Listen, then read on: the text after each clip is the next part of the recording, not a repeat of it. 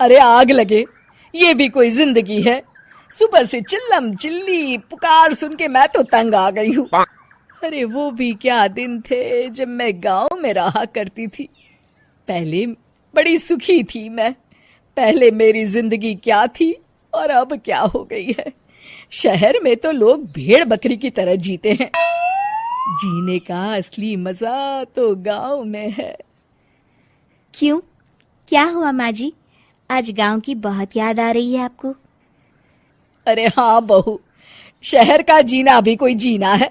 लोगों की आधी जिंदगी तो सड़कों के ट्रैफिक में निकल जाती है और यहाँ रखा ही क्या है। एक बात कहूं, दिल्ली शहर अब पहले जैसा नहीं रहा। क्या माँ, जब देखो गांव के गुणगान गाती रहती हो। ठीक है, इस बार ना बच्चों के कॉलेज की छुट्टियों में हम सब गांव चलेंगे, ठीक है? हाँ, ये ठीक है। फिर कुछ दिनों के बाद सारा परिवार अपने गांव चला जाता है।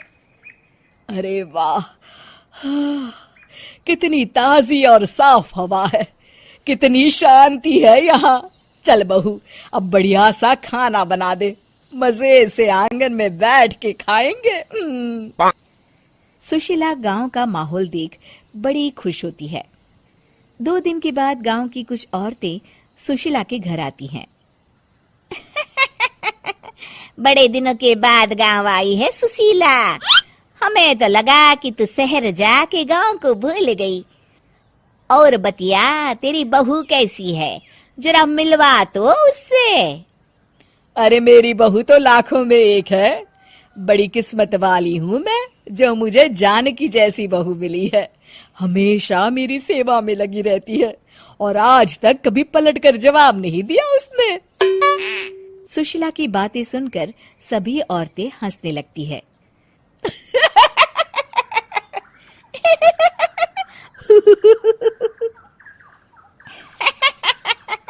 अरे कुछ भी बोले जा रही है।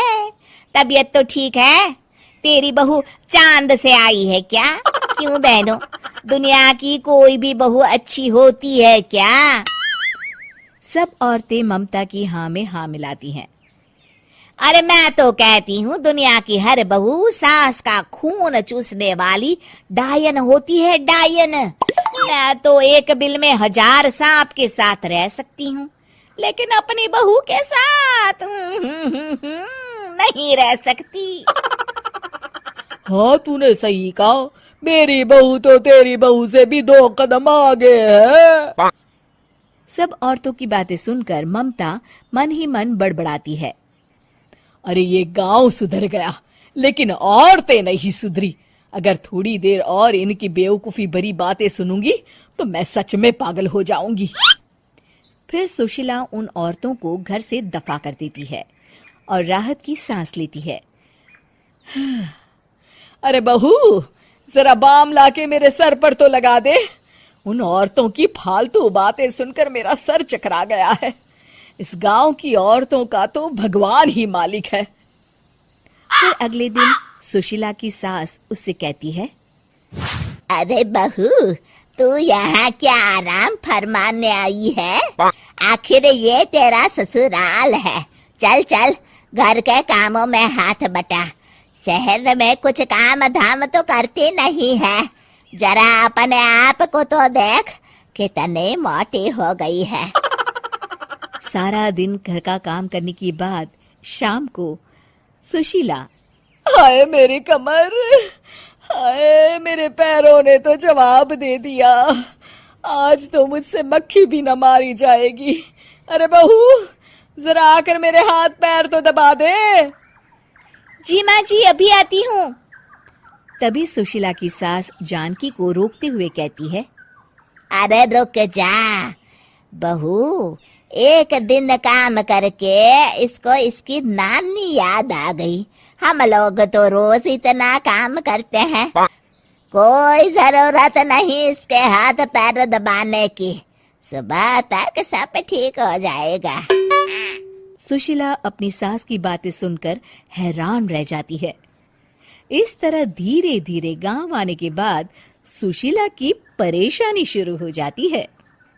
फिर एक दिन अरे आज तो मैं कपिल शर्मा देखूंगी क्योंकि आज संडे है। सुशीला जैसे ही टीवी ऑन करती है तभी बिजली कट जाती है। अरे सत्यानाश, इस बिजली को भी अभी जाना था। इतने दिनों से मैं टीवी सीरियल देख नहीं पाई। हमारा देश इतनी तरक्की कर रहा है, अरे पता नहीं ये गांव कब सुधरेगा। अरे अब तो 2 दिनों के लिए बिजली को भूल जा, ये तो यहाँ रोज की बात है। अब इस अंधेरे में रहने की आदत डाल ले। हाँ। हे भगवान, अब क्या होगा? ऊपर से इन मच्छरों ने जीना हराम कर रखा है। दूसरी तरफ घर के काम कर करके और बिना किसी सुविधा के सुशीला तंग आ जाती है और उसे शहरी जीवन याद आने लगता है। क्यों माँ, मजा आ रहा है ना? अरे आपने ऐसी सूरत क्यों बना रखी है? मुस्कुराइए, अब हम गांव में हैं। मोहन के साथ जानकी भी अपनी सास की खिंचाई करती है। हाँ हाँ माँ जी, आप ही तो यहाँ की बड़ी तारीफ कर रही थी। फिर अभी तो कुछ ही दिन बीते हैं, वैसे भी अब तो आप यहीं रहने वाली हैं ना? अरे नहीं नहीं बहू, मैं एक दिन और यहाँ रुकी तो मर जाऊंगी। मुझे शहर ले चलो। क्या दिन थे, कितनी सुखी थी मैं वहां। ठीक है माँ, हम कल ही वापस शहर चले जाएंगे। इस तरह सुशीला शहर आ जाती है और फिर कभी दोबारा गांव जाने की जिद नहीं करती।